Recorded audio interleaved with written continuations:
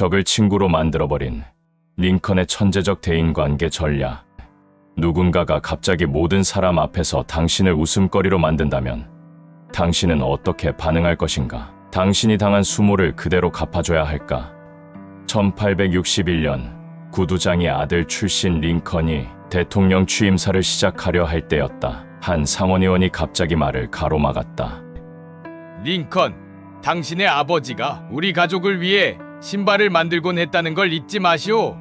그 의원의 목적은 링컨을 여러 청중 앞에서 바보로 만드는 것이었다. 청중들은 웃음을 터뜨렸고 상원의원은 링컨을 웃음거리로 만드는데 성공했다고 생각했다. 보통 사람이라면 분노했을 것이다. 하지만 링컨은 차분하게 말했다. 의원님, 나는 내 아버지가 당신의 가족을 위해 신발을 만들었다는 것을 압니다. 그러나 그의 신발을 만드는 방식 때문에 나의 아버지와 견줄 수 있는 사람은 어디에도 없습니다. 제 아버지는 천재적인 창조자였습니다. 그의 혼을 그 신발에 다 쏟아부었기 때문이죠. 링컨은 덧붙여 제안했다. 의원님에게 물어볼 게 있는데 그의 신발을 신을 때 불편한 적이 있었나요? 저도 신발을 만들 줄 알기 때문에 만약 의원님이 불편했다면 새 신발을 만들어줄 수도 있습니다.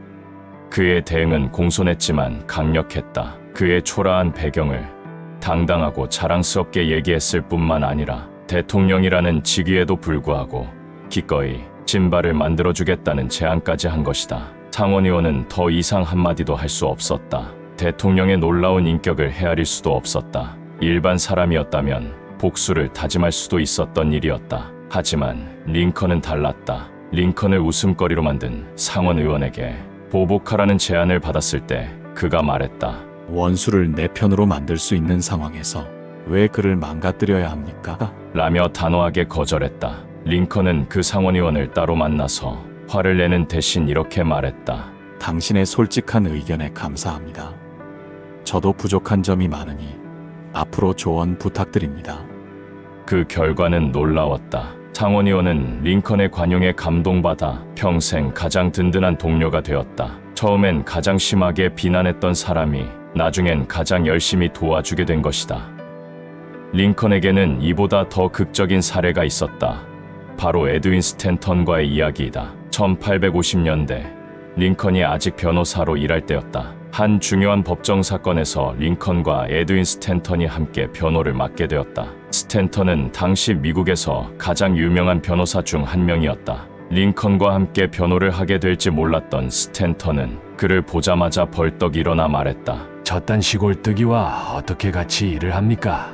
라고 하며 자리를 박차고 나가버렸다. 이후로도 스탠턴은 링컨에 대해 서슴없이 비하 발언을 일삼았으며 법정에서도 링컨을 완전히 배제하고 혼자 모든 일을 처리했다. 링컨은 그저 방관자가 되어버렸다. 보통 사람이라면 화를 참지 못했을 것이다. 하지만 링컨은 스탠턴의 뛰어난 변론 실력을 인정하며 묵묵히 배웠다. 그리고 10년 후 1861년 링컨이 대통령이 되었을 때 놀라운 일이 일어났다. 링컨이 자신을 그토록 모욕했던 에드윈 스탠턴을 가장 중요한 국방부 장관으로 임명한 것이다.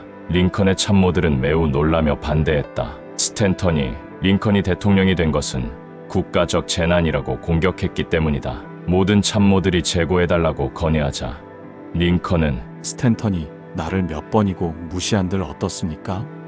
그는 투철한 사명감을 지녔고 국방부 장관을 하기에 충분한 자질이 있습니다. 개인적인 감정보다 나라가 더 중요합니다. 그러자 참모들이 말했다. 그래도 그는 당신의 원수인데 없애버려야지요. 그 말에 링컨이 웃으며 대답했다. 저도 그렇게 생각해요. 원수는 마음속에서 없애버려야지요. 그 말은 원수를 사랑으로 감싸 안아서 친구로 삼겠다는 의미였다. 스탠턴은 링컨의 결정에 충격을 받았다. 자신을 그토록 관대하게 대하는 링컨을 이해할 수 없었다. 링컨은 스탠턴에게 이렇게 말했다. 당신의 재능을 인정합니다. 과거는 과거일 뿐입니다.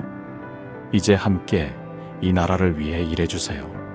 결과는 어땠을까? 스탠턴은 링컨의 관용에 깊이 감동받았다. 그리고 미국 역사상 가장 뛰어난 국방부 장관이 되었다. 남북전쟁 동안 링컨의 가장 충실한 동료가 되어 밤낮 없이 일했다. 이후 링컨이 총에 맞아 암살당했을 때 스탠턴은 쓰러진 링컨을 껴안고 오열하며 이렇게 말했다고 한다. 여기에 가장 위대한 통치자가 잠들어 있습니다. 결국 링컨은 자신을 가장 모욕했던 사람이 가장 존경하고 사랑하는 사람이 된 것이었다. 우리가 겪는 절망과 근심의 대부분은 남의 말을 과하게 의식한 데에서 비롯된다. 그 사람에게 분노하고 원망하는 대신 링컨처럼 관용으로 다가가 보라. 적이라고 생각했던 사람도 시선을 바꿔 호의를 베풀면 나에게 도움이 되는 든든한 아군이 될 수도 있다. 링컨은 이렇게 말했다. 적을 파괴하는 가장 좋은 방법은 그를 친구로 만드는 것이다. 당신을 비난하고 모욕하는 사람이 있다면 그 순간이 바로 기회다. 그들을 당신의 가장 든든한 동료로 만들 수 있는 기회 말이다.